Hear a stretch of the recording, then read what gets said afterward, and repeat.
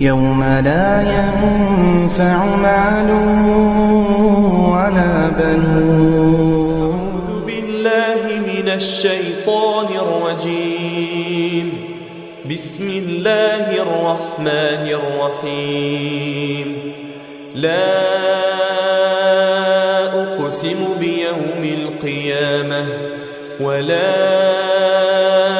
أقسم بالنفس اللوامة. أيحسب الإنسان أن لن نجمع عظامه بلى قادرين على أن نسوي بنانه بل يريد الإنسان ليفجر أمامه يسأل أيان يوم القيامة فإذا برق البصر وخسف القمر وجمع الشمس والقمر يقول الإنسان يومئذ أين المفر كلا لا وزر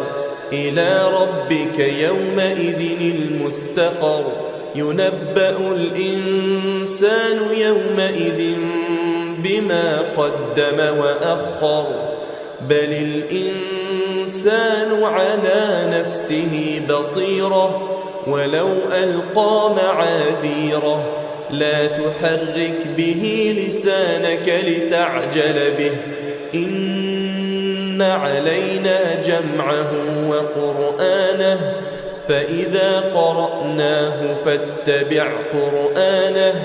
ثم إن علينا بيانه كلا بل تحبون العاجلة وتذرون الآخرة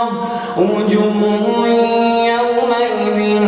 ناظرة إلى ربها ناظرة ووجوه يومئذ باسرة تظن أن يفعل بها فاقرة كلا إذا بلغت التراقي وقيل من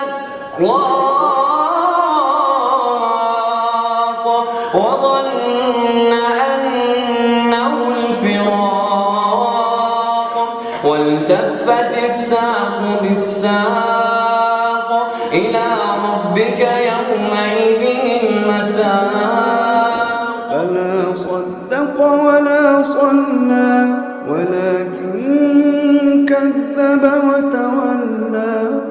ثم ذهب إلى أهله يتمطى